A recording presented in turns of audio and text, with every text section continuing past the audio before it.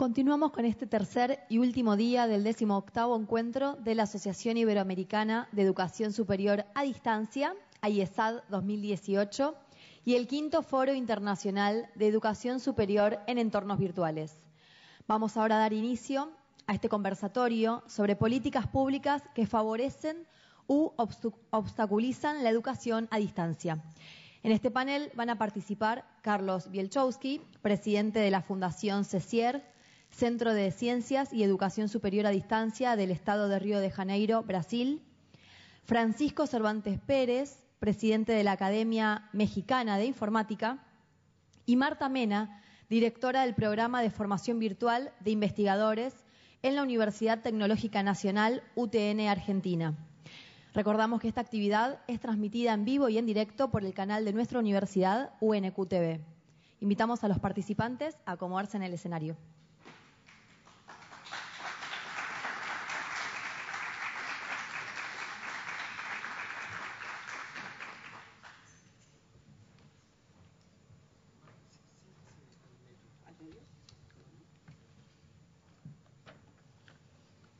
Mientras se acomodan, recordamos entonces, este es un conversatorio sobre políticas públicas que favorecen u obstaculizan la educación a distancia.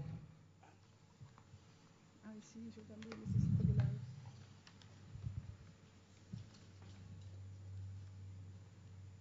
Okay. Buenas tardes. Aquí estoy de nuevo, después de la hermosa reunión que tuvimos ayer, casi ya la noche, nuevamente esta vez con un formato distinto. Es un conversatorio. Esto quiere decir que intentaremos hacer una conversación, una interacción entre los tres que estamos aquí en la mesa en este momento. El tema que tenemos para desarrollar y para interactuar es el tema de políticas públicas de la región. Es decir, ¿cuáles son esos... ¿Se escucha o no? Sí. ¿Cuáles son esas políticas? No, ¿es este micrófono el que está fallando? A ver, vamos a usar este otro que me parece que es mejor, sí. ¿Cuáles son esas decisiones de los gobiernos, ya sea de los gobiernos nacionales, provinciales e incluso universitarios, que pueden llegar a favorecer el desarrollo o a promover el desarrollo de la modalidad? ¿Y cuáles son aquellas que hemos sentido en todos estos años que estuvimos trabajando, que en realidad son un obstáculo, son una barrera para el desarrollo de esta modalidad? Sabemos que podemos dar muchísimos ejemplos. Lo bueno es que podemos aquí hacer una muestra, digamos. Yo voy a iniciar con algunas referencias. He tomado unas pequeñas notas como para no olvidarme de decir algunas cosas que creo que son importantes, por lo menos de analizar, por lo menos de ponerlas sobre la mesa y escuchar las opiniones y además recibir las preguntas u opiniones de ustedes. Y voy a hablar en general de esas políticas, no a nivel nacional, sino a nivel regional. ¿Cuáles son las que, en mi opinión, en América Latina han cumplido este rol, o de beneficiar o de frenar el desarrollo de la educación a distancia? En principio, muchas veces me ha tocado hablar, incluso en el foro de Quilmes me ha tocado hablar en alguna ocasión, me han pedido que hablara sobre los desafíos de la educación a distancia en esta nueva sociedad. Y he tomado ese tema. Y los desafíos son muchísimos que tiene la modalidad. No voy a desarrollar nuevamente ese tema, sino que entre los desafíos de la educación a distancia está el de el obtener, el tener, el disfrutar unas políticas públicas que sean acordes a las necesidades de un buen desarrollo de la modalidad y además que estén en consonancia con la nueva sociedad que estamos viviendo. Porque de eso se trata, no solo de que esas políticas públicas resuelvan los problemas que tenemos o nos ayuden a resolver los problemas que tenemos, sino que además no sean vetustas, no sean regulaciones o políticas en términos generales o líneas de políticas de los gobiernos que atrasen, que estén situadas en realidades que ya no estamos viviendo. Y muchas de estas cuestiones son las que estamos viviendo en estos momentos.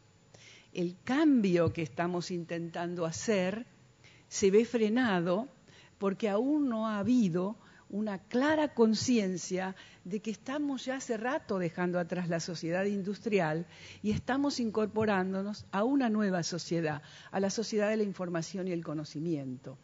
Eso determina enormes cambios en toda la sociedad, en nuestra vida diaria y, por supuesto, en la universidad y en lo que pasa en la universidad. Y una de las cosas que pasa en la universidad es el desarrollo de programas con modalidad a distancia o programas mediados por tecnología. Cuando estos programas que intentan estar en la avanzada pretenden desarrollarse, muchas veces se encuentran con visiones, como dije antes, que atrasan, con visiones que son más propias de otra época. Y entonces, en aquella reunión de Quilmes anterior, donde yo desarrollé el tema de los desafíos, yo decía que son desafíos extemporáneos, no son desafíos para esta época. En esta época no deberían existir ese tipo de desafío. Uno se puede plantear desafíos hacia el futuro, pero lo que no se puede plantear es resolver un problema que ya está en el pasado. Esta es una de las cuestiones que deberíamos analizar y que se ven con toda claridad en los distintos países de América Latina. Enfrentar este tipo de cuestiones es muy importante. Cuando yo hablo de esta nueva sociedad, voy a decirlo muy rápido porque era solo una introducción esta para después dejar la participación a los colegas que aquí me acompañan. Yo hablo de la sociedad de la información y del conocimiento. Una sociedad que está definida por Manuel Castells como una sociedad que está estructurada en redes. Estamos de alguna manera, y siempre sonrío cuando lo digo, todos enredados de alguna manera, todos estamos perteneciendo a redes y toda la estructura de la sociedad así está diseñada. Además, dice Manuel Castells que es una sociedad de la economía e información global, que todo está relacionado con todo justamente por la estructura reticular. Si todos estamos en las redes, todo tiene que ver con todo. Algo que pasa en cualquier lugar del mundo repercute en todos los demás lugares. Y como tercera cuestión, Manuel Castells dice que es una sociedad que ha desarrollado una cultura de la virtualidad real. Es decir, la virtualidad está presente en nuestra sociedad de una forma muy fuerte, muy potente, y esa es una palabra que usa otro de los autores referentes que estudian el tema de la virtualidad, como es Pierre Levy. Y la pregunta primero que uno se hacía cuando Manuel Castells lo dijo ya hace muchos años como una característica de la sociedad, ¿por qué le puso ese adjetivo a virtualidad? ¿Por qué tuvo que decir virtualidad real? Lo tuvo que decir por este problema que estamos diciendo. No lo dice Manuel Castells, lo estoy interpretando yo a Manuel Castells en este caso. Es decir, puso virtualidad real porque el concepto de virtualidad, que aún persiste en muchas de nuestras instituciones y en nuestras políticas, es un concepto que tiene que ver con lo no real, a lo mejor, con lo ilusorio y hasta con lo falso. Por eso tantos problemas nos enfrentamos cuando vemos políticas públicas como en los marcos regulatorios que le tienen así como una desconfianza a la virtualidad, porque no parece no ser parte de la vida como es parte de la vida de cada uno de nosotros. Hoy cada una de las acciones que nosotros desarrollamos tienen que ver con la virtualidad que ha permeado todos los ambientes y que hace que nos manejemos de una manera distinta. Cómo valoramos la información, cómo valoramos la rapidez de acceso a esa información, cómo las tecnologías de la información y de la comunicación invaden todos los ambientes y ya no sabemos cómo vivir sin ellas. Todo eso parece no repercutir y parece aparecer en ciertos lugares de la región como cuestiones que bueno, que sí, en el futuro puede ser, pero por ahora las vamos a vigilar mucho porque no confiamos demasiado en eso, ¿sí?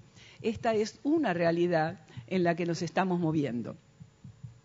Entonces, varios otros autores van en apoyo de lo que plantea Manuel Castells y, bueno, por ejemplo, se empieza a hablar de una sociedad líquida en apoyo a esta sociedad que está planteando, y en Zygmunt Bauman dice, bueno, esta es una sociedad donde las estructuras no se terminan de afianzar. Hay tanto vértigo, tanta rapidez y tanta flexibilidad que las estructuras de la sociedad como que se derriten, se desmoronan. Y él le llama sociedad líquida a esto. Y bueno, y es algo que nosotros estamos planteando en nuestros programas permanentemente.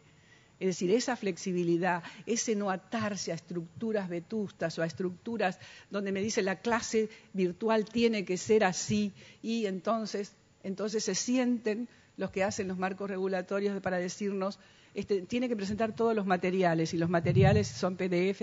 Bueno, esas son cuestiones que esta sociedad desestima porque es una sociedad con esas características, es una sociedad líquida. Una sociedad que ha hecho del aula física que desapareciera la intimidad del aula, porque cuando el docente entraba al aula y cerraba la puerta, era la intimidad. Él y sus alumnos, nadie más. Ahora las tecnologías perforan las paredes del aula, porque las convierten esas paredes en paredes líquidas y entra información que no es la que da el profesor, que no es la que proponen los alumnos que están ahí, sino que entran y también salen. Y también sale información. Entonces, me voy a apurar un poquito más. Pierre Levy retoma entonces esto que dicen y dice, señores, el concepto de virtualidad no tiene nada que ver ni con lo falso, ni con lo ilusorio, ni con lo no real. Es un concepto potente que le da un nuevo sentido a esta sociedad. Bueno, si es un concepto así, si 3 referentes de la nueva sociedad están de acuerdo en estas cuestiones, ¿por qué nosotros estamos teniendo en la región tantos problemas para diseñar los proyectos del modo que sean más acordes con esta sociedad? Bueno, en primer lugar, tenemos el desafío de esas políticas públicas que no tienen demasiado en cuenta no solo esa nueva sociedad, sino las necesidades que plantea esa nueva sociedad. Y entonces no hay en América Latina suficientes políticas públicas, por ejemplo, que se encarguen de problemas tales como el promover el equipamiento, el promover la conectividad, preocuparse, por ejemplo, por los costos de la conectividad, porque nosotros ahora nos preocupamos por eso, porque no necesitamos solo que la universidad tenga equipamiento y conectividad. Ya a esta altura necesitamos que los hogares de nuestros alumnos tengan equipamiento y tengan conectividad. Y los costos de la conectividad no son a veces costos accesibles para todos. Si se está promoviendo una educación de calidad, estas son políticas públicas que estamos necesitando y sin embargo nos encontramos con problemas para poder llegar a ellas. Pero hay otras cuestiones que tal vez sean primero y es, por ejemplo, la mención de la modalidad en las legislaciones. Esto se ha ido dando con el tiempo, pero en algunos países, no en todos. Es decir, que entre las modalidades educativas que se citan en las leyes de educación, por ejemplo, podría no aparecer en muchos lugares la mención de que existe la modalidad a distancia. Y cuando existe, está acotada para, bueno, todos aquellos que no han podido acceder en su momento y entonces, o está acotada para aquellos que viven en algunas regiones aisladas, etcétera. Es decir, esa mención de la modalidad en la legislación es bien importante para el desarrollo de la modalidad, para hacerla ver como una modalidad en igualdad de condiciones con las demás. Todavía no lo hemos logrado como región que esto suceda. Deberíamos plantearlo cada vez y pedir cada vez, porque eso hace a el tema del logro de la identidad, de la modalidad, y no solo el tema de la identidad, sino el tema de la legitimación. Y ustedes saben que la modalidad ha tenido problemas en ser reconocida, en ser aceptada, y ha sufrido muchas marginalidades. Ha sufrido una marginalidad cultural, considerarla, que la sociedad muchas veces la consideraba como modalidad de segunda, pero también ha tenido la marginalidad jurídica, que es de la que estoy hablando, es decir, donde está la legislación, donde están las políticas públicas, no existe esta mención o esta puesta en su lugar, en el lugar que le corresponde. Entonces, por ahí tiene que pasar nuestra lucha, nuestra pelea, para que sí pueda encontrarse en el lugar que nosotros queremos para poder desarrollarla en toda su potencialidad.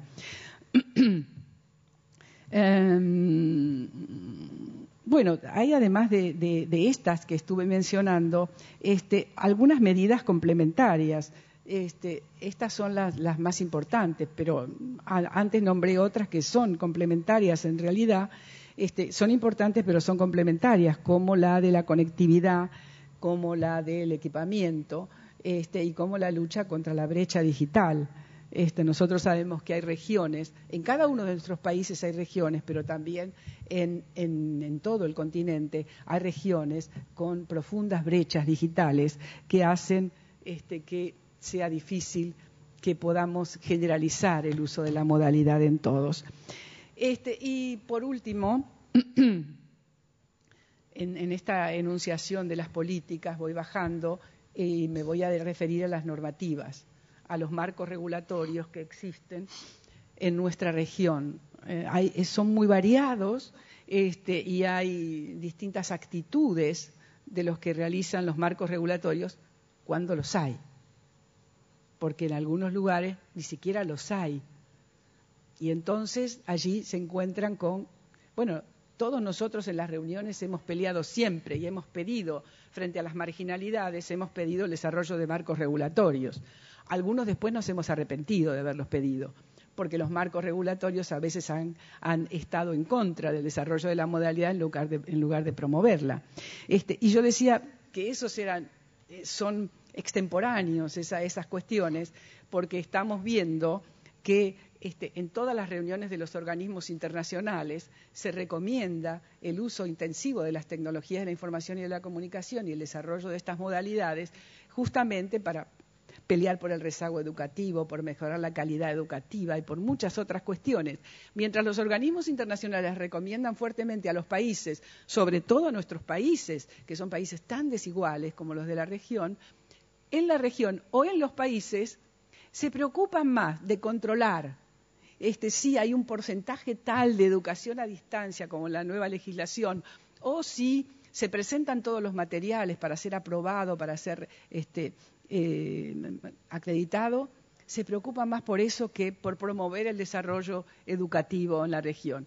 Yo creo que está muy bien que existan, no estoy en contra de que existan todas estas políticas de calidad y de evaluación y de acreditación, pero en consonancia con la sociedad en la que estamos viviendo y con las reales necesidades que nuestra región está teniendo.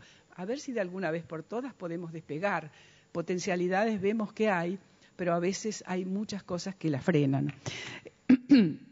Entonces, las cosas fundamentales que nosotros vemos son cuando se desarrollan los marcos regulatorios, las exigencias que esos marcos regulatorios tienen esconden detrás una desconfianza. Lo que se nota es que en realidad no confían del todo, y al no confiar del todo en el desarrollo de la modalidad, entonces empiezan a pedir cosas, a exigir, y se suman las exigencias que a veces son muy difíciles de cumplir, ¿sí? Sobre todo para adecuarlos a los nuevos tiempos. Pongo un ejemplo nada más. cuando piden, en algunos lugares piden que se presenten todos los materiales para cada uno de los cursos o de las... Entonces, eso va en contra de una nueva línea que se está desarrollando, una nueva línea de mucha innovación que que llamamos educación en línea, y que en realidad los materiales así fijos no son tan importantes. Lo importante es el dinamismo que el docente desarrolla dentro del aula virtual. Y que ahí, viendo la reacción, puede usar un material u otro, puede ser flexible, acomodándose a estos tiempos. Y eso haría una mayor calidad si fuera posible. Sin embargo, frente a la exigencia, hay que pensar mucho tiempo antes. Todos los materiales hay que ponerlos allí. Si las cosas cambian, bueno, ya está hecho. Son, como digo, extemporáneos. Bien. Yo creo que hay que volver a pensar muchos conceptos y hay que volver a ponerlos en línea con la nueva sociedad. Es imposible que sigamos trabajando sin una buena definición de lo que es educación a distancia o de lo que es la diferencia entre cada una de ellas. Muchos lo hacen sinónimo de educación abierta, es lo mismo abierta que a distancia. Muchas veces las definiciones no son claras, no están ajustadas a lo que estamos haciendo y sin embargo en todos los documentos públicos siguen apareciendo esas definiciones y esas restricciones. Y por último, ya como política universitaria, yo creo que como política universitaria la universidad tiene que reconsiderar el concepto de territorialidad. Lo hemos nombrado muchísimo, y el concepto de territorialidad que se está usando tiene en general que ver con el concepto de territorialidad geográfica, territorialidad física y territorialidad jurídica. Pero en los nuevos tiempos nosotros tenemos que hablar de territorialidad virtual, porque la universidad está en un contexto social que sí está en un determinado territorio físico que tiene sus fronteras y sus límites, pero nuestros programas no, nuestros alumnos no.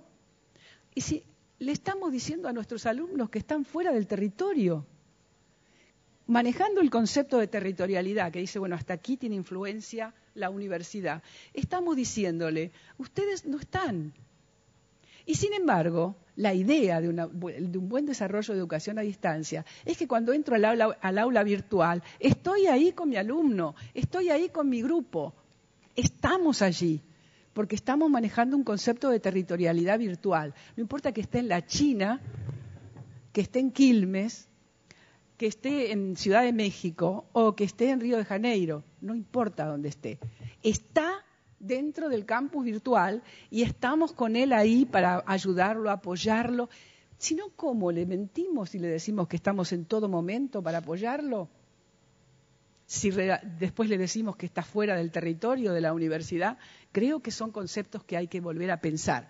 Así como ayer ya plantearon, por lo tanto no voy a seguir planteando, el problema de la ciudadanía de los alumnos y tantos otros que tienen que volver a ser pensados, como la carrera docente de los profesores que trabajan en la modalidad a distancia, como los tiempos, cuáles son los tiempos que un profesor a distancia trabaja, muchas cosas que tendrían que estar en una nueva legislación y que deberían ser repensadas para los nuevos tiempos.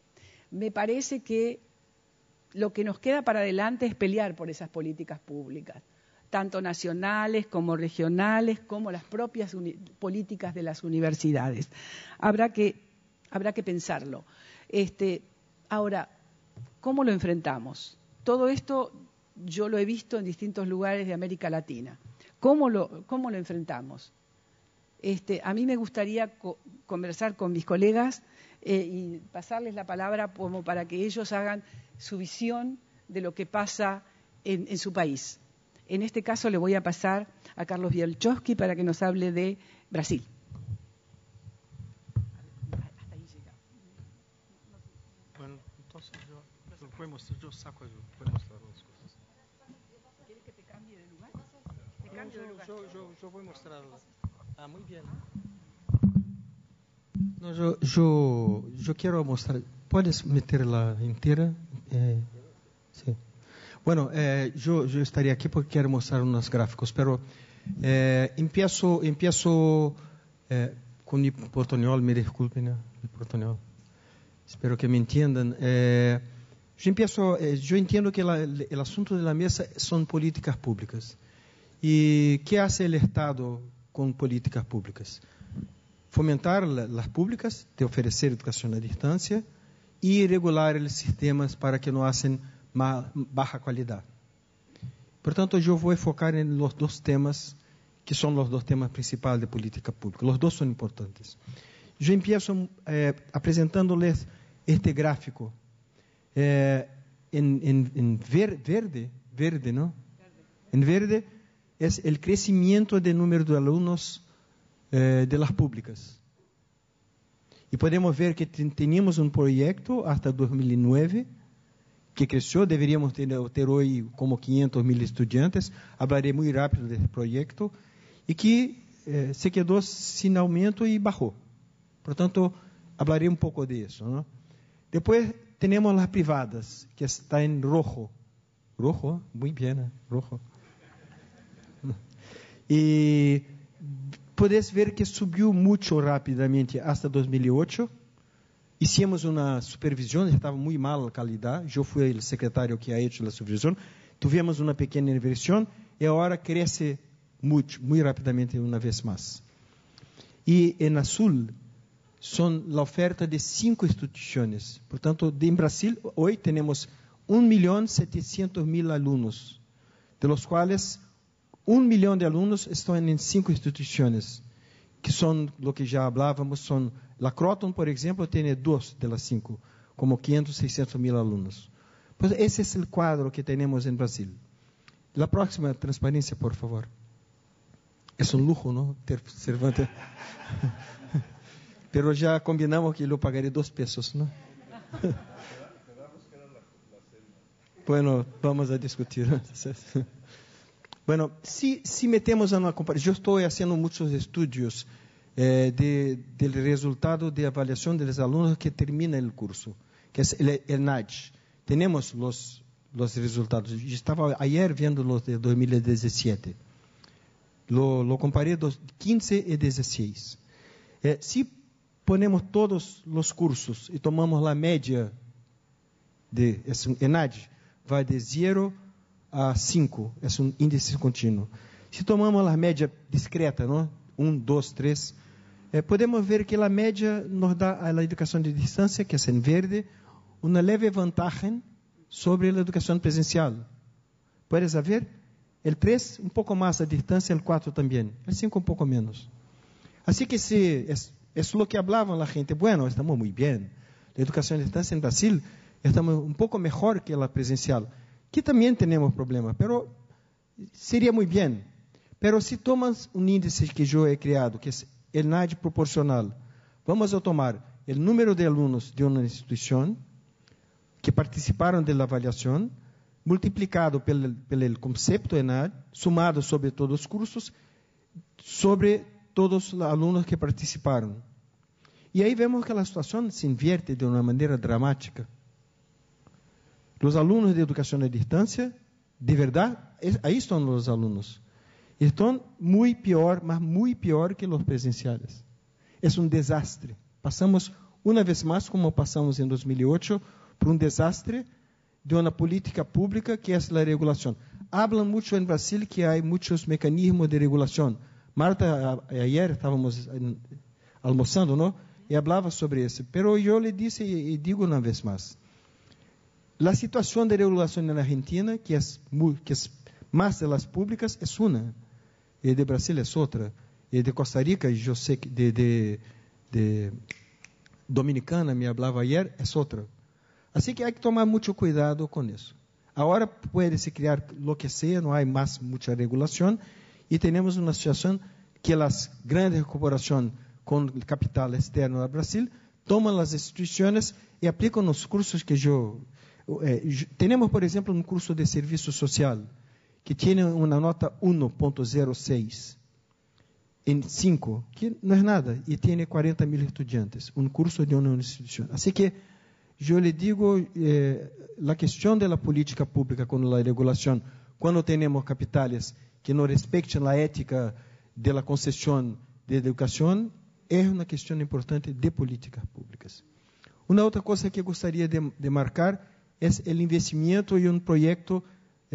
Sí, la próxima, por favor. No, sí, hablaría sobre eso y hablaría un poco del CEDES también, muy rápido. Creamos en Brasil un sistema que tiene centros asociados que está en el mapa, con sus características. Y puede volver la primera. Bueno, ahora terá que ser un buen vino por el ejercicio de ir y ver. Si ves el verde, nosotros habíamos combinado con Fernando Haddad que llegaremos a 400.000. La idea era 400, 500.000. Y ahora, ¿qué pasa? Es un sistema que junta todas, tenemos 110 públicas, todas quieren hacer mucha educación a distancia. No tenemos ningún problema de resistencia, nada. Hay que dar la plata para hacerlo, porque son públicas. Por tanto, la cuestión de la privada es la regulación, y la cuestión general, tenemos unos u otros que tienen que ser mirados. Estaba justo ahora hablando con la gente de públicas, pero la cuestión es financiar, pero en un modelo que el Estado se omite de la educación cada vez más, y ahora tenemos, yo no sé qué va a pasar. Subimos hasta 2010, quedamos a 2012 igual, y después caímos mucho, porque el sistema que está creado en la CAPES, que debería permitir que se pusen nuevas vagas, se financien las vagas, es un sistema de financiamiento distinto del presencial, no lo ha hecho mínimamente. Así que no crecemos, no porque teríamos crecido, estaríamos con 500.000, estoy seguro de eso. Pero no lo hicimos porque no tuve el interés y la prioridad de Estado. Pasa 2, 3 más. Por favor, señor. Gracias. Aquí le meto unos cientos asociados que cuando nosotros lo criamos en la Universidad Abierta, lo hicimos de propósito. Si hay una escuela, si hay algo sitio, lo hace allá. No hay problemas. Yo estuve en ese periodo, ¿no? Por tanto, ves que son distintos, pero acá es el extremo norte del país.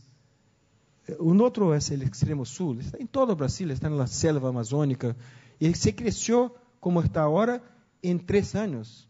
Si tuviéramos más 3, 6 o 8 años de investimento, teríamos. No hay problemas, yo no creo que tenemos una resistencia con respecto a la modalidad hoy, cuando empezamos a 20 años, sí. Y una otra cosa que, para no decir que estamos en total desgracia, ¿no? Le cuento un poco la experiencia de Río de Janeiro. Há 20 anos atrás, eu creio que agora posso... Bueno, há 20 anos atrás, as universidades públicas de Rio de Janeiro e o governo do Estado decidiu criar o consórcio CEDES. Eu volvi a ser o presidente do consórcio. Estive na criação. E agora temos 7 universidades, a Federal de Rio de Janeiro, que sua oferta de educação à distância é com o consórcio. Temos 32 centros associados, 40.000 estudiantes. Temos 16 carreiras e eu creio que estamos crescendo. O ano que vem teremos 2 mais. E mesmo que o financiamento do governo federal, que lo pegamos, claro, não pegamos o que podemos, bajou, nós com o financiamento do Estado que se manteve, hoje temos 1/4 de todas as matrículas de públicas, não? Se mantém. Portanto, é uma política que se mantém. E por manter-se, mas, Deus meu, por manter-se,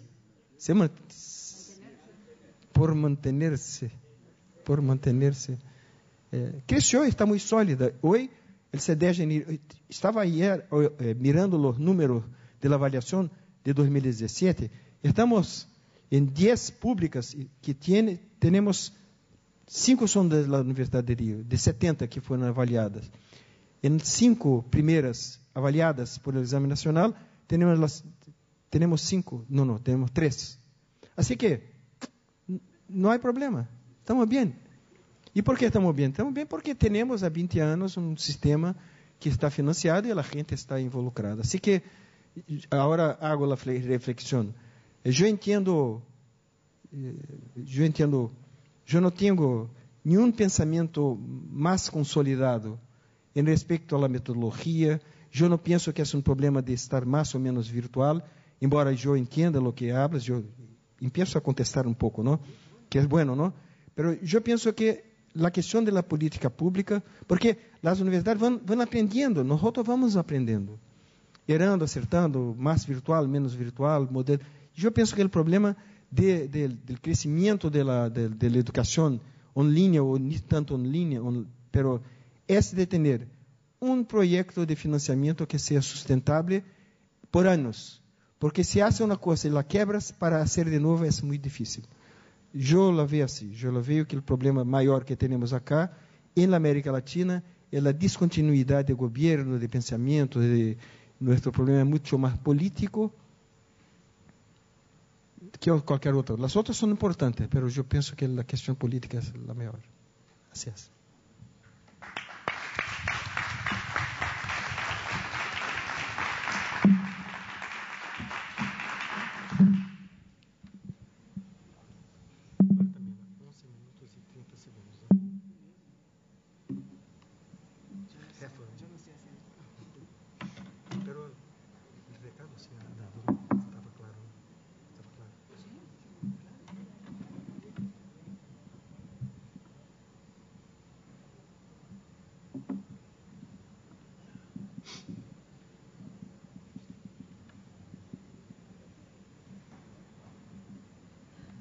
Mientras esperamos que Francisco ponga su presentación, vayan pensando preguntas, ¿sí? Vayan pensando preguntas como para que después establecer un diálogo. Bueno, nos pusimos de acuerdo. Primero, Marta iba a hablar sobre las políticas públicas en toda la región. Luego, Carlos iba a hablar sobre un país y a mí me toca hablar sobre una institución, o sea, para que viéramos los tres niveles. Yo nada más quisiera agregar en la parte de los países que, por ejemplo, hay países como México en donde sí hay políticas públicas. Incluso hay tres tipos de políticas públicas en México. Primero, políticas de Estado que están en la Constitución y en las leyes. Y ahí quizás lo que agregaría es que sí las tenemos, pero no se aplican, ¿ok?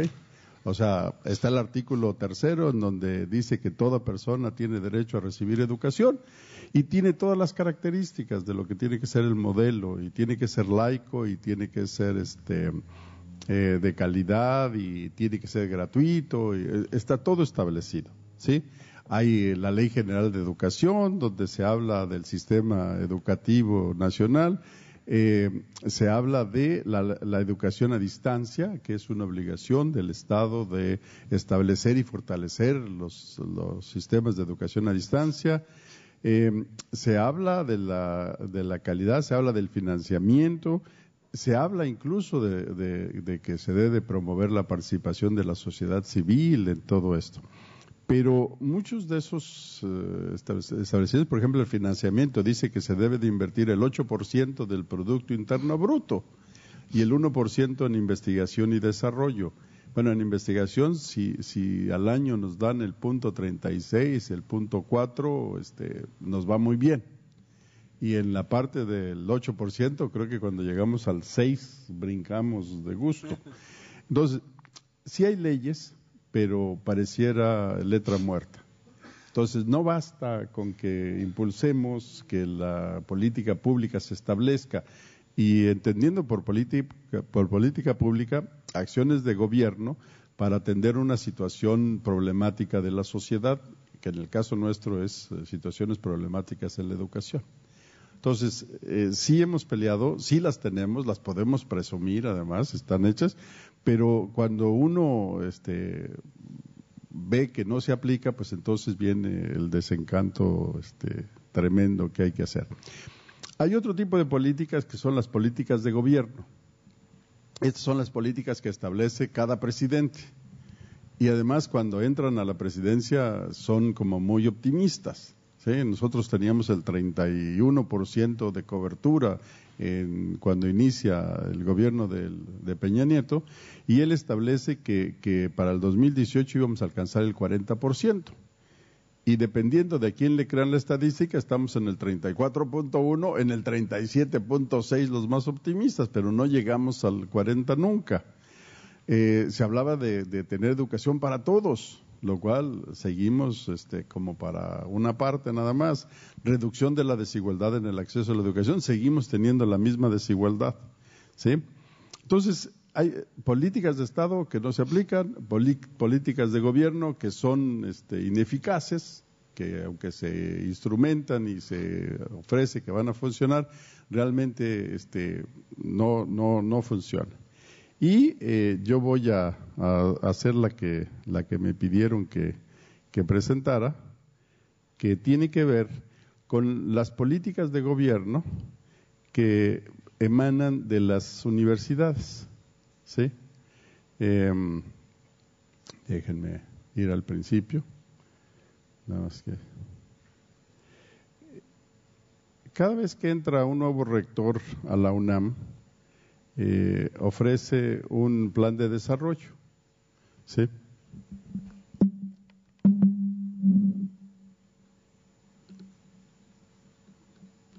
La verdad es que se desacostumbra uno con sin el mouse y además con la Mac que uno usa los dedos. Pincha. Bueno. Dale un pincha. Podríamos usar Sí. podríamos usar para que lo sostenga. Sí. Va a ser más fácil, sí. A ver.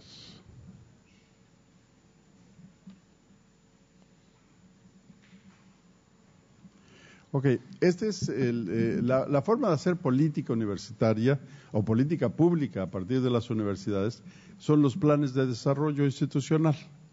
Entonces, el plan de desarrollo para 2015-2019 del rector de la Universidad Nacional Autónoma de México, Enrique Graue Vichers, establece una serie de compromisos y de análisis y de reflexiones que terminan en la propuesta de 17, déjenme posicionar aquí, a ver si aquí sí me hace caso. 17 programas estratégicos. Y yo quisiera que vieran cada uno de ellos, porque la forma en que se desarrolló es que en 14 de ellos participa la Coordinación de Universidad Abierta y Educación a Distancia. Entonces, cuando hay una política del rector en donde la educación a distancia se vuelve tan importante, entonces los desarrollos y el impacto que se tiene sí realmente es importante. ¿Sí? Yo debo de decir que antes de regresar a la UNAM era yo rector de la Universidad Abierta y a Distancia de México, puesto mucho más importante. Y muchos de mis amigos nunca entendieron por qué me regresé a la UNAM y dejé la rectoría de la Universidad Abierta y a Distancia. Y en realidad este plan de desarrollo fue lo que me entusiasmó, porque la UNAM es el referente del país y lo que haga la UNAM tiene impacto en todo el país y en todas las otras instituciones. Entonces, el que me dieran la oportunidad de poder hacer todo esto es lo que evalué y decidí que era mejor para lo que yo quería contribuir, regresar a la UNAM como director de la CUAED que permanecer como rector de la Universidad Abierta y a Distancia de México. El primero era mejorar la educación universitaria en todas las modalidades. Y eso significa que ahora la coordinación tiene que impactar también la modalidad presencial. O sea, se están empezando a romper las barreras entre las modalidades, lo cual era un cambio cualitativo importante. Planes y programas de estudio. Todos, la UNAM tiene 123 carreras de licenciatura y tiene como 80 de posgrado, entonces la idea era poder ir trabajando para impactar en toda la oferta académica. Apoyo en la formación de los estudiantes. Bueno, mucho se habla de que la educación tendría que ser no solo inclusiva, que permitamos que ingresen a la universidad, sino que tendría que ser incluyente.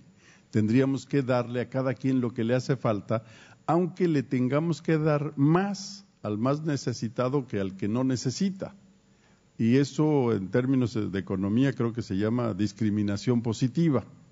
¿Sí? El que es inteligente y que va muy bien, acompañémoslo, no lo dejamos solo, pero no le estorbemos. El que va muy mal, trabajemos con él todo lo que haya que trabajar para que se parezca cada vez más al otro. Entonces, parte de lo que se tiene que hacer es utilizar las tecnologías para a cada estudiante tratar de darle todo lo que le hace falta para ser exitoso. ¿Sí? La superación y reconocimiento del personal académico. Bueno, la formación de los docentes, yo recuerdo una lámina que nos mostró Lorenzo, en donde se establecía la lista de competencias que tenía que tener un docente. Se le acabó la lámina. O sea, fue poniendo cuadrito, y cuando llegó al final todavía le faltaba parte de la lista y entonces lo que queremos es que el docente en educación a distancia sea como una supermujer o un superhombre. Bueno, tenemos que hacer programas en donde podamos acercarle todo lo que le haga falta al docente para ir adquiriendo todas esas competencias, pero yo creo que ahora ya ni tenemos que hacer distinción, son a los docentes en general, no importa en qué modalidad se desempeñen, ¿sí? Luego, la 5 no nos toca porque es para el personal administrativo, la 6 nos toca enterita, es educación continua y a distancia, ¿sí? Abierta y a distancia. La 7 nos toca casi completa junto con la Dirección General de Tecnologías, las tecnologías para la información y la comunicación y las tecnologías, las TIC-TAC, para el aprendizaje. Y así les puedo ir diciendo en cada una de ellas de qué manera el rector en esta política pública contempló la participación de la educación a distancia. Entonces, estas políticas, por ejemplo, en las universidades, sí se aplican, ¿no? Al menos en nuestra institución, toda esta política se ha aplicado durante los últimos 3 años y el cambio cualitativo que tenemos es, yo creo que es muy, muy, muy halagador y va por buen camino. Creo que nos va a faltar mucho cuando acabe la administración en el 2019, pero quedan las bases para que el trabajo se continúe y el cambio en la UNAM sea permanente. Y como la UNAM normalmente comparte todo con las otras instituciones, entonces se pueda tener un impacto. Entonces, esto es lo que nos gustaría de las políticas públicas. No solamente que existan, sino que se apliquen. ¿Sí? Que se apliquen y que se apliquen de una manera transparente, ordenada y que vaya ahí. Yo creo que esta parte de las discusiones que todavía tenemos sobre si la educación virtual es la educación que no existe. Hace muchos años Manuel Moreno Castañeda, un amigo nuestro, se defendió porque él era el rector del sistema de universidad virtual de la UDG y decía que lo virtual no era porque no existe, sino porque era virtuoso. ¿Ok? Entonces es un modelo virtuoso de educar. Entonces, más adelante, para empezar ahorita ya la discusión con todos los de enfrente, guardaré el impacto que ha tenido esto en términos de la matrícula y en términos de los otros datos de los que estaba platicando Carlos hace un momento. Entonces, yo sí creo que primero el mensaje. Sí hay políticas públicas, hay de 3 niveles, algunas son letra muerta, otras son ineficaces y algunas están teniendo no solo la eficiencia y la eficacia, sino que están teniendo un impacto positivo para el avance de la educación en general, sin pensar en las modalidades.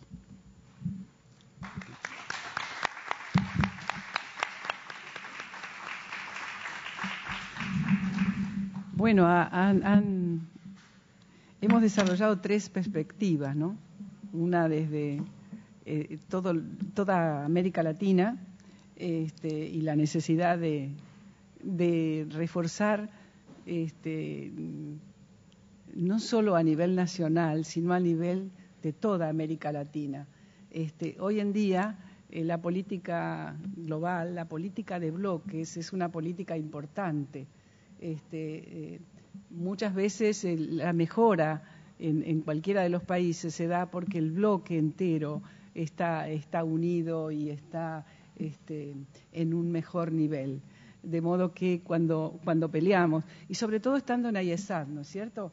IESAD tendría que tener en la mira el defender el desarrollo de estas políticas que ayer decíamos, hay un ejemplo que corrió por toda la región, que había una autoridad que prohibía el desarrollo de la modalidad para la capacitación de docentes.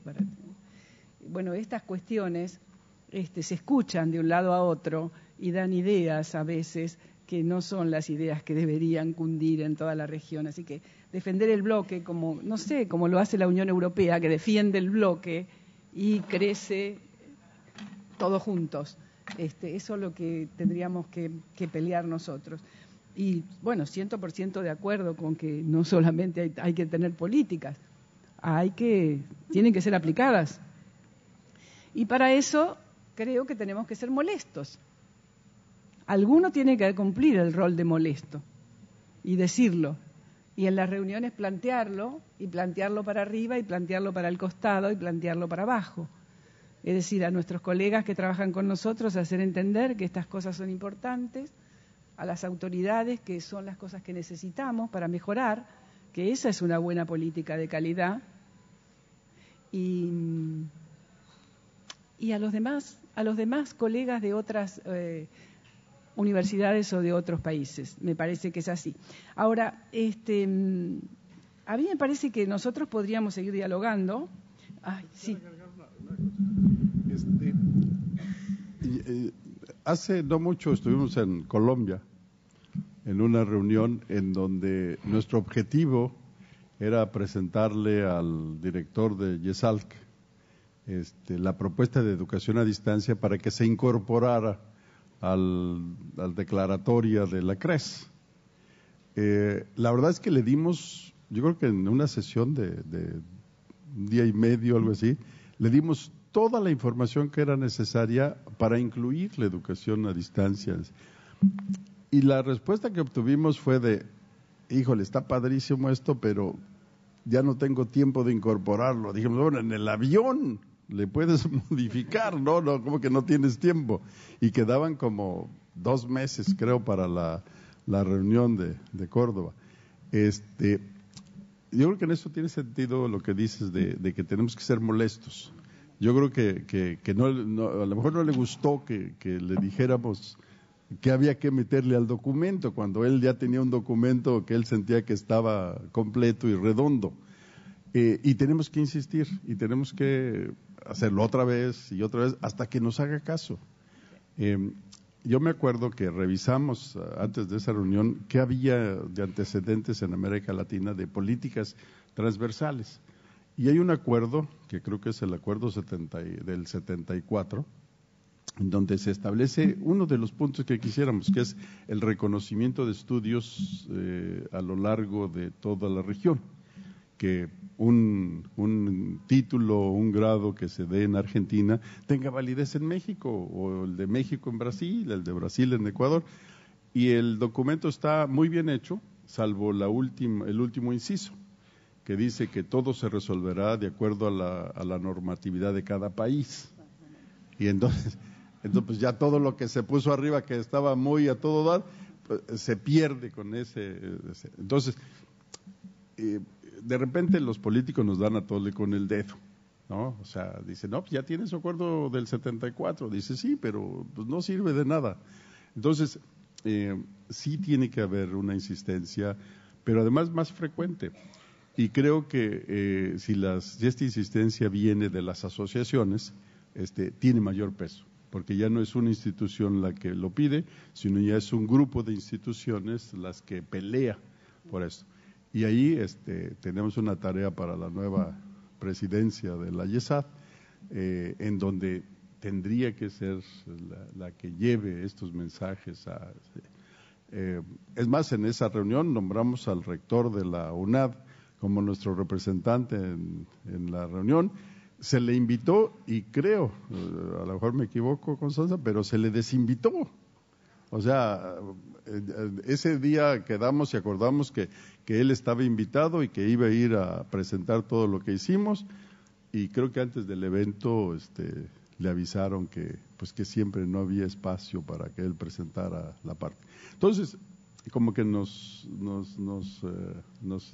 dicen que sí, pero no nos dicen cuándo, ¿no? Entonces, yo creo que esa parte, estoy totalmente de acuerdo contigo. Con respecto a lo que planteaba de la CRES, hace poco estuve en una reunión donde uno de los responsables de la organización dio un informe a todo el grupo, fue en un congreso internacional, de lo que pasó en la CRES, ¿no? Y empezó diciendo una forma, quería tal vez desestructurar, tal vez bajar la expectativa, y dijo, bueno, con respecto a la CRES tengo que decirle que no dejó conforme a nadie. Fue tremendo, porque algunos educadamente a lo mejor no dijeron nada después de que les rechazó previamente, pero muchos que estuvieron allí y plantearon cuestiones y después leyeron el documento y no estaban, pero fueron furiosos hacia la organización a decir, no señores, lo que vimos y lo que acordamos era otra cosa, en el documento no está. Y lo plantearon con mucha fuerza. Y les exigió algunas revisiones y de todos modos algunas cuestiones no quedaron. De modo que ese sería nuestro rol, ¿no? Pero nuestro rol detrás de las organizaciones que ya existen, obviamente, del lado... Sí, ya. Adelante, Constanza, porque ella ahora ya nos está representando y va a ser quien lleve la bandera junto con su rector.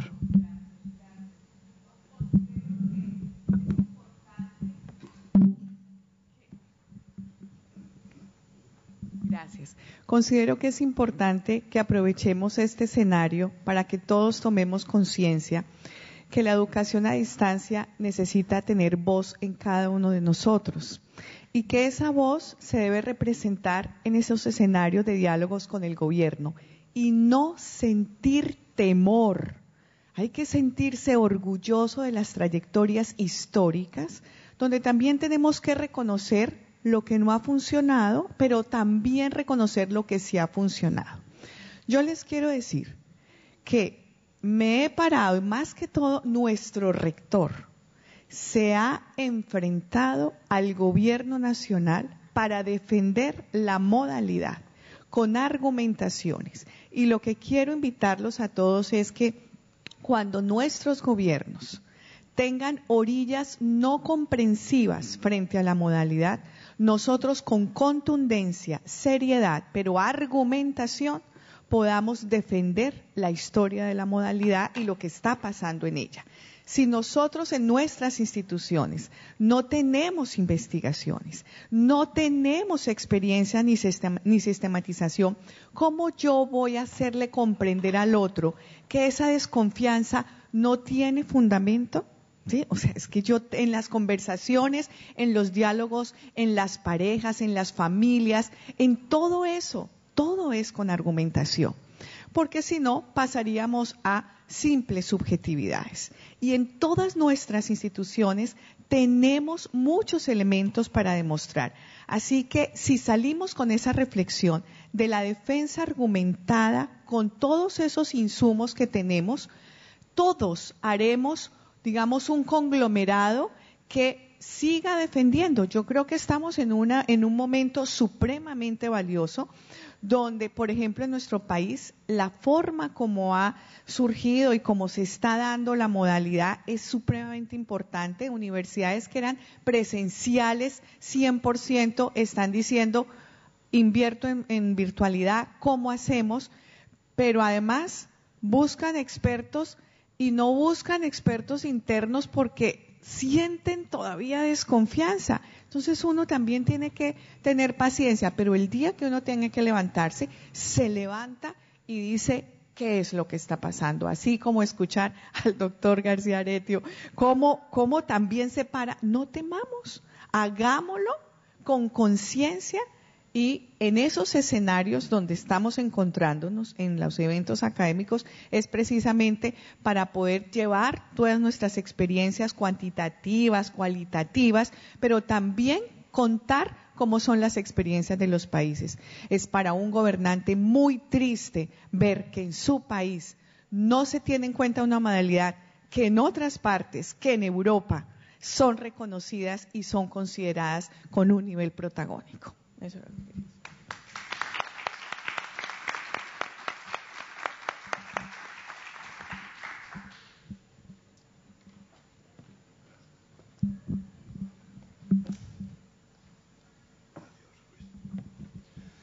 Muchas gracias.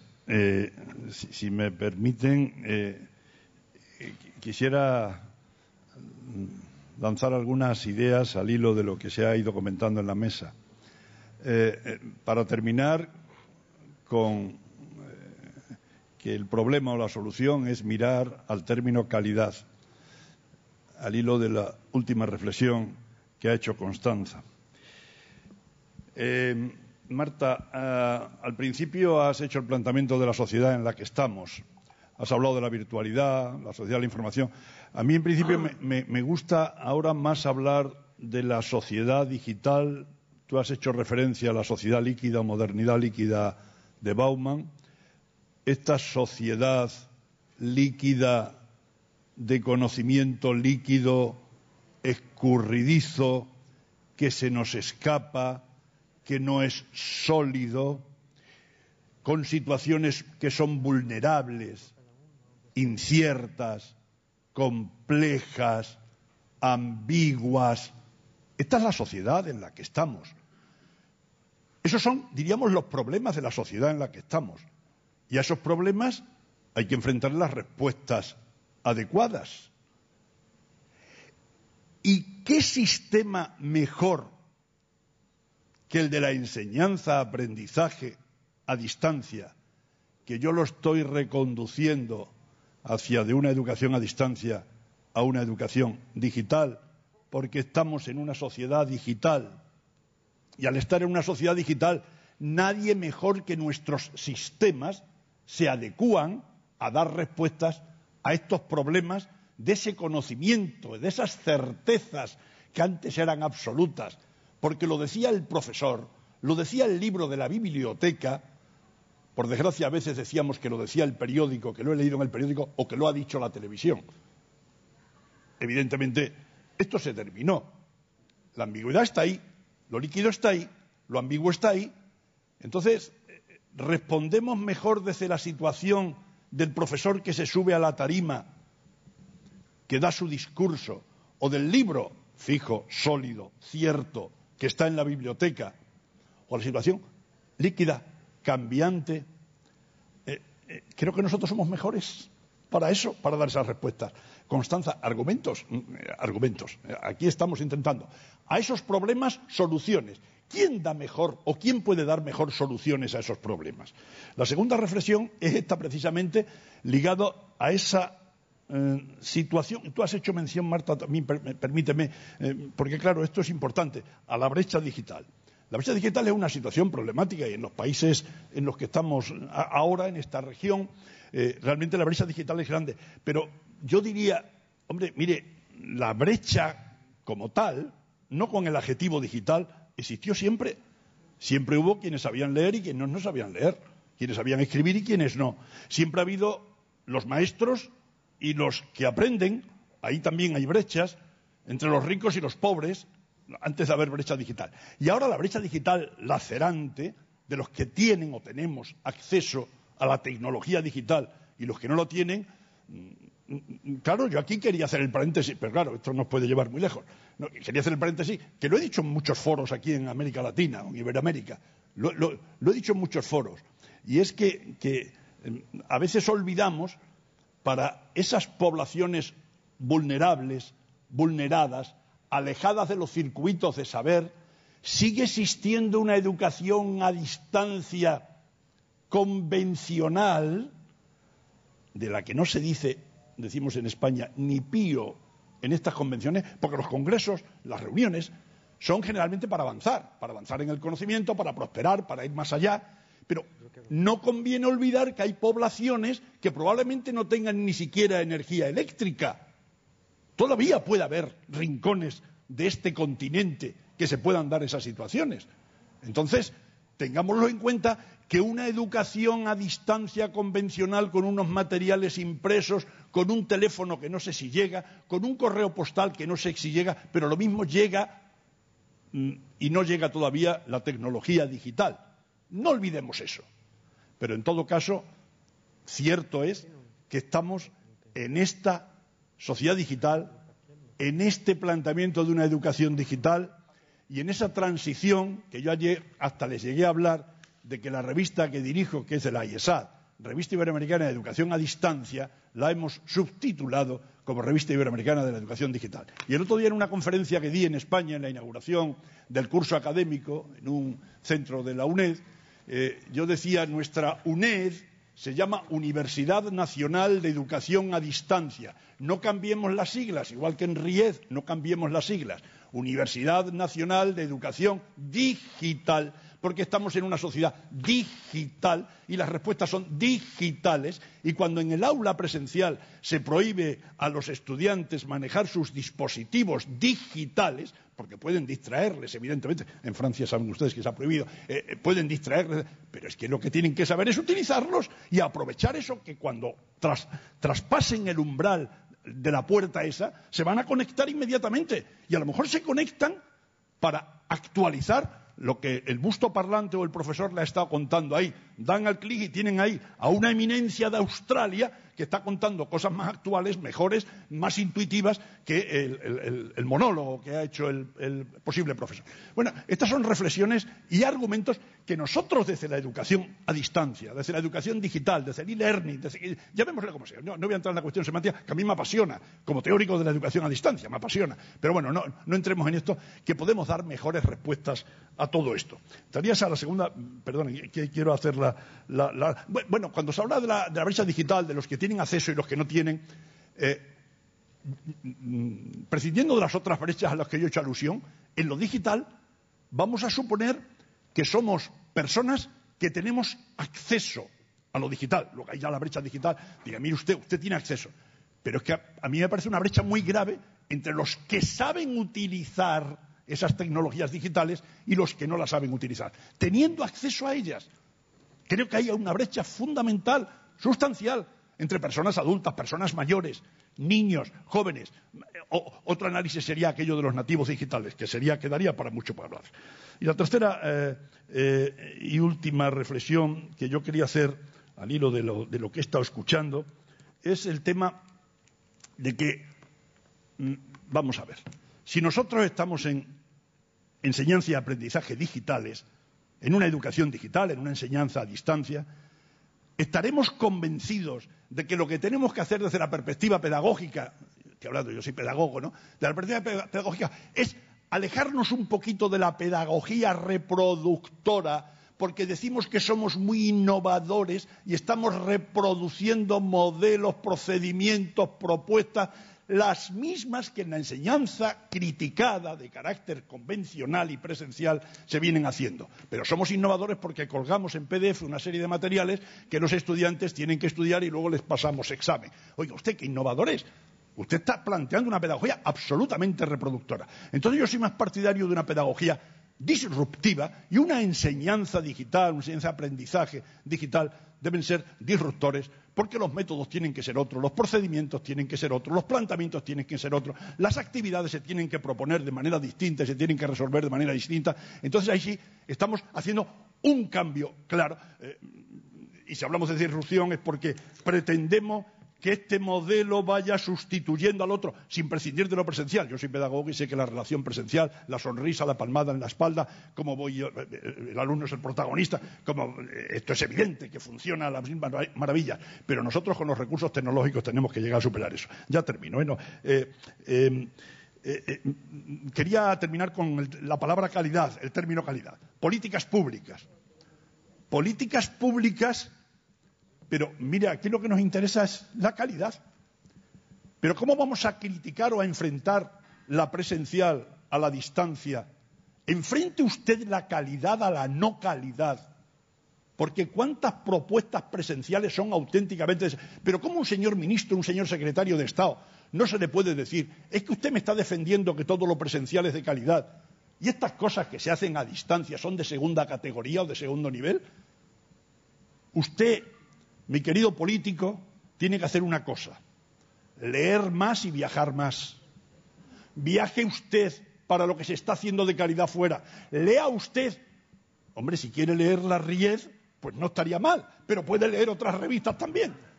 Ahí hay trabajos científicos que muestran, que demuestran, que prueban que estos sistemas funcionan, que ofrecen calidad siempre que se haga bien. ¿Que me va a decir usted que hay mucha basura por ahí, en Argentina, en España, en Brasil? Muchísima.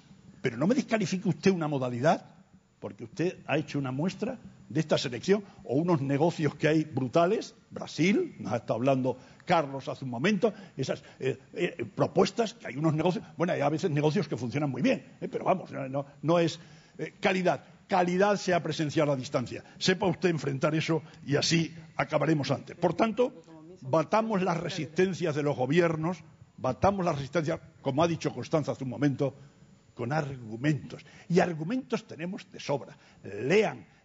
Y si no leen, yo les cuento, les leo lo que ustedes no han leído. Y viajen, salgan fuera a experiencias exitosas que están muy claras y están muy lindas. Yo animo a seguir siendo molestos. Yo he sido molesto, pero muy molesto en mi institución, en esta UNED ya que tiene tantísimos años.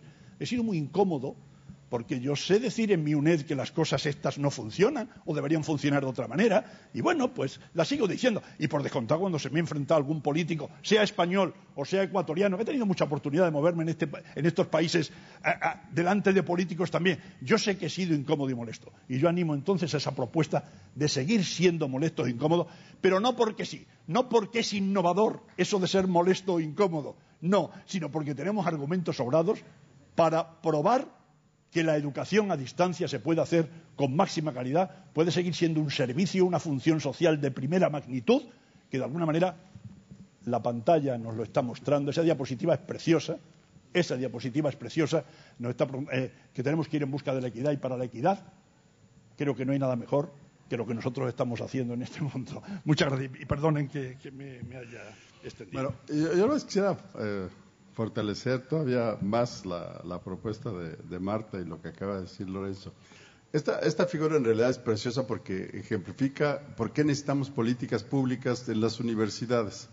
Sí, por ejemplo, la primera es que las universidades somos inclusivas si les damos lo mismo a todos. Sí, les damos el mismo cajón para que traten de ver el partido de béisbol, pero ese mismo cajón no alcanza para algunos para poder brincar la barda y poder observar lo que se tiene. La de en medio es donde empezamos a hacer una política pública en donde se nos permita darle más a algunos que a otros, sin perjudicar a ninguno. O sea, el alto puede ver encima de la barda. Pero el objetivo central es que necesitamos políticas públicas que nos permiten eliminar todos los obstáculos. Yo no sé sus instituciones, pero la UNAM es especialista en poner obstáculos para que la gente pueda estudiar y terminar con éxito. ¿Sí? Hay obstáculos para el ingreso, hay obstáculos durante la carrera y hay materias que incluso se dicen con orgullo que son los filtros. El que no pase esa materia no puede obtener el título de la profesión. Y luego al final, cuando termina una de las materias, viene la tesis y viene el requisito del inglés y el requisito de N requisitos. Entonces somos especialistas en poner obstáculos. Entonces sí es importante que peleemos por las políticas públicas que nos permitan eliminar los obstáculos. Ojalá y lográramos el último cuadro de la derecha, en donde no haya nada que opaque que todos los que ingresen tengan posibilidades de éxito. Ahora, que sea digital o no digital, yo creo que Lorenzo tiene mucho tiempo diciéndonos que no nos olvidemos el origen de la educación a distancia, que era atender a las poblaciones que por alguna razón no podían ser atendidos en las instituciones. Pero en realidad yo creo que la educación debe atender a todos, incluidos a los privilegiados. ¿Sí? México tiene un barrio que es la Colonia del Valle, en donde la gente vive como en el primer mundo. Entonces yo normalmente en las gráficas que pongo los privilegiados, los que van a las escuelas particulares de alta alto reconocimiento, los que van a las prepas de la UNAM de más nivel, porque la obligación es atender a toda la población, no nada más a los desfavorecidos, a los vulnerados, sino en realidad a todos. Entonces, lo que hagamos tiene que ser políticas que sí nos permitan buscar el bienestar de toda la población. Y por eso la figura a mí me encanta, porque refleja lo que estamos haciendo y que no es suficiente. Y ahora, para poder hacer la eliminación de todos los obstáculos, sí necesitamos de políticas públicas, tanto a nivel de país, como a nivel de región, como a nivel de las instituciones. Ahora, hay muchas políticas a nivel de institución que nos permitirían hacer muchas cosas, sin necesidad de recurrir a las políticas de los gobiernos. Y ese es el reconocimiento entre universidades. ¿Sí? Si la UNAM y la UBA y el consorcio de Río de Janeiro y la UTPL hacemos acuerdos de reconocimiento de las cosas que hacemos, podemos lograr muchas cosas sin la participación de los gobiernos. O sea, vamos a tener limitaciones, sí, pero vamos a dar el ejemplo de lo que necesitamos que se haga a nivel de los gobiernos. Entonces, yo sí creo que tenemos diferentes niveles de trabajo que hay que hacer, y creo que el primero es trabajar entre nuestras instituciones para lograr acuerdos entre varios. AYESAD tiene miembros de prácticamente 14 países. Si pudiéramos una universidad de cada país participar en acuerdos generales, pudiéramos resolver y eliminar algunos de los obstáculos que nos están frenando. Entonces, sí creo que contemplemos que nuestra obligación es con todos, o sea, los que tienen condiciones favorables y los que no tienen condiciones favorables, y que la política pública o la política pública desde las universidades pudiera ser la punta de lanza que estamos buscando y que hemos estado buscando durante tantos años. Y a lo mejor es más fácil ser molesto para nuestro rector, que a lo mejor sí nos puede hacer caso en algún momento, que ser molesto para el ministro de Educación, que va a ser muy complicado que nos lo haga. Entonces, yo sí propondría algo así. Le voy a dar ahora la palabra a Carlos Bielchowski y después yo también voy a hacer algunas consideraciones. Bueno, yo quería hacer unas reflexiones un poco en que habló Lorenzo y otras personas. Yo creo que la grande questão que temos hoje em metodologia, e hay que ser disruptivo, es ter metodologias activas, metodologias que se interactúen de verdad, y el espacio virtual es maravilloso para eso, y con eso, si marcha bien, alcanzamos una mayor inclusión, porque la gente que tiene más dificultad, la gente que tiene brechas de conocimiento, brechas de cognición, son las que más necesitan estar acolhidas em um espaço virtual interativo e em uma metodologia ativa. Assim que eu estou muito seguro que a questão de ter uma disrupção de nossa maneira de enseñança tradicional é absolutamente necessária. Mas eu he investigado muitos sistemas de educação à distância que são digitais e que não têm metodologia ativa, que são sistemas de escala. Eu penso inclusive na UNED de Espanha e outros. Assim que dizer que a educação digital é um avanço por si, claro que é um avanço, é muito bem de ter os materiais, de ter tutorias e as respostas, mas eu he investigado o tempo de permanência de los estudiantes em las plataformas, em atividades interativas. É frustrante. Portanto, eu tenho muita dificuldade de colocar, digamos que este é o foco principal. Não há que haver na regulação o impedimento para que ocorra, não há que fazer barreiras, mas eu não sei aonde estamos em verdade neste tópico. Mas eu sou seguro que temos que caminhar porque é mais inclusivo e porque atinge melhor. Eu creio que o grande tema de nossos países de América Latina é de verdade a inclusão, seja com uma metodologia ativa no espaço virtual, seja de qualquer maneira com o espaço virtual e menos ativo ou semipresencial. Portanto, eu creio que o foco do poder público nesses instantes deveria ser, e eu insisto, porque las públicas saben, lo harán con calidad. Yo creo que yo no tengo mucha preocupación con la cuestión de la calidad de las públicas. Ya lo demostramos. Así que yo pienso que, en primer lugar, que sí hay que hablar de educación digital, sí que hay que hablar de los avances en la educación digital, de metodologías activas, senão, yo no sé si hace sentido, pero más no tanto. Pero yo pienso que el más importante para vencer la brecha social en nuestros países es hacer un investimento en el acceso de los estudiantes a la educación pública, sea como for, y en eso yo estoy de acuerdo con Lorenzo, hay que manter las metodologías adecuadas. Y la experiencia que yo tengo con 40.000 estudiantes, que hay unos que los impresos son maravillosos, no quieren más nada, y hay otros que las tutorías presenciales son fantásticas, y hay otros que el espacio virtual interactivo es muy bien. Por tanto, para mí, yo pienso que todas las formas son buenísimas, y no vamos a abandonar las tutorías en los primeros 2 años, porque son magníficas. Hay gente que necesita de la convivencia, y son gente humilde que necesita salir de una brecha, pero yo, no como una opción única.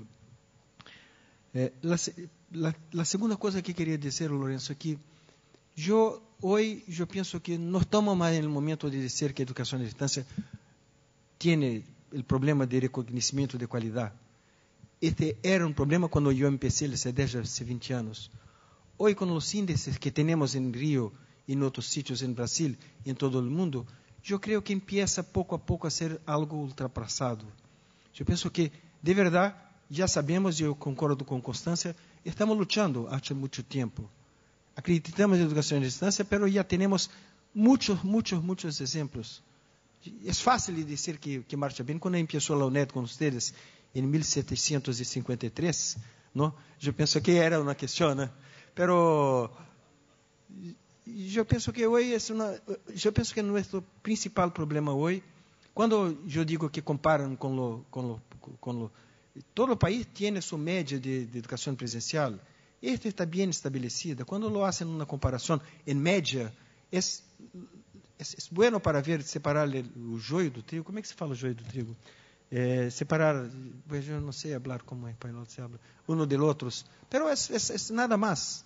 Pero yo pienso que en ese sentido, ¿no? Yo lo veo haciendo comparaciones y tenemos instituciones muy mejores aquí, muy peores allá. Pienso que hoy ya tenemos muchos ejemplos. Y yo pienso que es bueno. Yo lo comparo porque yo pienso que este es un impacto importante para la sociedad. La sociedad no va a cuestionar. Tenemos las presenciales que empieza con M, yo no lo hablaré, son muy malos. Si tenemos la presencial muy buenas, pero tenemos a media de los países que son distintos. En Perú es una, en Alemania es otra, en Brasil, yo no sé. Pero es una manera de decir a la población, mira, estamos en media por acá, y acá está una parte, allá está otra. Y a mí me gusta como marketing de la calidad. Claro que la calidad es una cuestión difícil de definir, ¿no? No es fácil. ¿Qué es calidad? ¿Qué es calidad para un determinado público con una metodología que alcanza un resultado? Pero yo estoy, en mi opinión, hay que tener en el final ciertas cogniciones, ciertos conocimientos, y eso no se puede abrir mano. Bueno, son reflexiones. Bueno, cuántas cosas se dijeron, ¿sí? Cuánto abrimos el panorama, cuántas ideas diferentes, y cuántas conjunciones al final, ¿no? Porque, bueno, cada uno empezó en un punto y terminó en su punto culminante, como terminó Lorenzo, por ejemplo, diciendo, a mí me gusta la disrupción, hay que ser disruptivos. Claro, no es diferente a lo que yo planteé tampoco, es decir, hay que ser disruptivos, no solo porque tenemos que molestar, sino porque tenemos que revisar los marcos teóricos. Y porque estemos planteando los marcos teóricos que hoy están funcionando, sin necesidad de que ninguno de nosotros sea adherente a alguno de esos marcos teóricos. Pero hay que mostrar el abanico que está funcionando en nuestra sociedad para poder definir luego cuál es el sistema para cada uno más aceptable, pero no solo para cada uno, para el contexto en el que tendrá que ser aplicado. Porque es claro que si tengo que hacer, una vez me tocó un alumno en un curso de doctorado que planteaba que necesitaba desarrollar un sistema a distancia para un lugar, y él vivía en medio del Amazonas. Él vivía en medio del Amazonas y para llegar al primer centro tenía que usar su bote, ir por el río, y encontraba el lugar donde tenía la energía eléctrica y todo lo demás. A nadie se le ocurriría plantear un sistema complejo como el que yo estoy manejando en este momento, con campus virtual, Sistema Nacional de Videoconferencias y una tutoría deslocalizada, etcétera. Eso no sería viable, sería que yo me he vuelto loca si planteo esto. Pero todo proyecto tiene que partir de un buen diagnóstico de la situación. Ahora, de lo que nosotros estamos discutiendo cuando planteamos ante los organismos de acreditación que tienen que ser las condiciones mínimas, estamos hablando de las condiciones mínimas de la mayoría, y que incluyan estos nuevos modelos. Porque de lo contrario nunca podríamos estar trabajando. No podríamos de ninguna manera plantear como experiencias que están haciendo. Aquí en la Argentina hay una experiencia que ustedes pueden preguntar por ella, que está haciendo Flaxo, por ejemplo, que está haciendo educación en línea y está haciendo con mucha más flexibilidad, sin la necesidad de estas cuestiones más del marco teórico que estamos dejando lentamente para adherir a nuevos marcos teóricos que sean más disruptivos o que nos permitan ser más disruptivos. Y entonces ellos están planteando un trabajo dentro del aula virtual que es un trabajo como si fuera el trabajo que hace un docente dentro de un aula física. Está allí, porque están manejando el concepto de territorialidad virtual. Está allí el docente y allí pone y saca permanentemente los dispositivos, los materiales, la información, lo que sea, para producir el aprendizaje que quiere, porque es un aprendizaje muy participativo. No es que yo diseño mi programa a distancia, elaboro todos los materiales como a mí me parece, se los doy a los alumnos para que ellos lo trabajen, sino que en la interacción con el alumno van surgiendo cuestiones que a mí me hacen dar cuenta de que esa estructura previa que yo tenía era una estructura rígida. Y entonces era desde mi punto de vista, pero al relacionar y al hacerlo trabajar al alumno y participar, me doy cuenta de que hay otros estímulos que puedo darle, otros materiales, el uso de otros dispositivos, de otras herramientas. Y eso es muy valioso. Es difícil, todavía nos está siendo difícil. No es que ya haya muchas experiencias, pero bueno, la obligación nuestra que nos dedicamos a esto es empezar a pensar en esto y es ver cómo se va a adaptar o no. Y por eso hablo de lo líquido. No es que no haya certezas. Tengo certezas en un momento, pero con la suficiente apertura para pensar que son mis certezas y son las certezas de este momento. Que hay otras circunstancias que me pueden hacer ver la situación de una manera diferente. Y eso es ser disruptivo. Y eso es darse el permiso de trabajar de una manera diferente cuando el otro está participando. Y el otro tiene tanta posibilidad como yo, porque hoy no necesita que yo le diga qué tiene que hacer o saber, justamente porque las tecnologías han permeado todos los ambientes y convierten en líquidas a cualquier pared, y el estudiante recibe todo el tiempo, inmediatamente, mayor información que la que yo tengo. Y esta es la cuestión. Por eso de ahí es ir virando hacia las condiciones de esta sociedad, porque nosotros estamos formando en la universidad futuros profesionales y no los estamos formando para hoy, los estamos formando para cuando terminen su carrera. ¿Qué va a ser de estos profesionales si salen de la universidad sin haber experimentado estas cuestiones? Estos nuevos enfoques.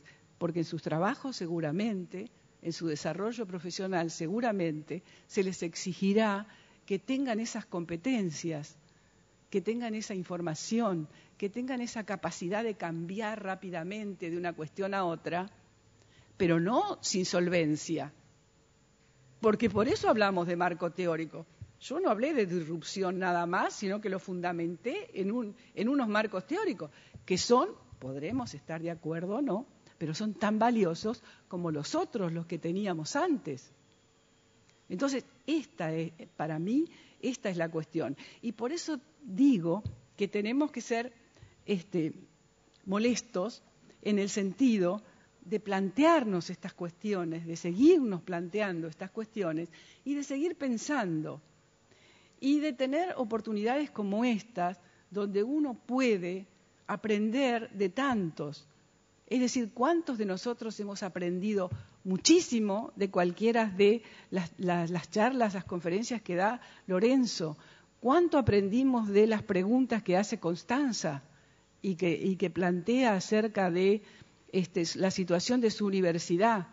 ¿Cuánto aprendemos de la realidad social, política y económica de México, que siempre hace el contexto Francisco y siempre nos dice, bueno, en tal gobierno la UNAM pudo hacer esto?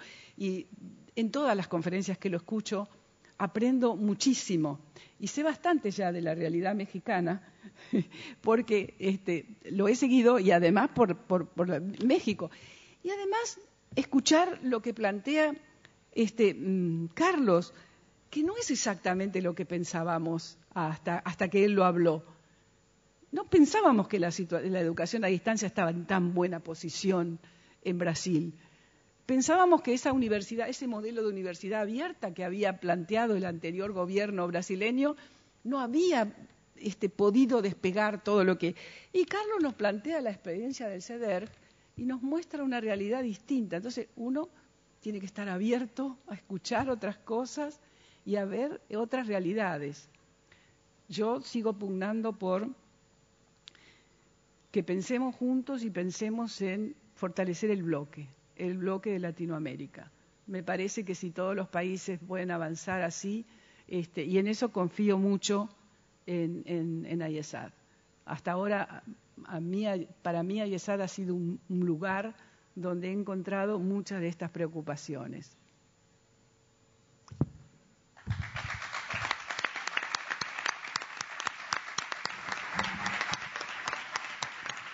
Agradecemos con este fuerte aplauso. Despedimos a los panelistas de este panel. Muchas gracias por la conferencia. Le vamos pidiendo al doctor Fernando Senior que se vaya preparando, que vaya subiendo al escenario mientras lo presento para su participación.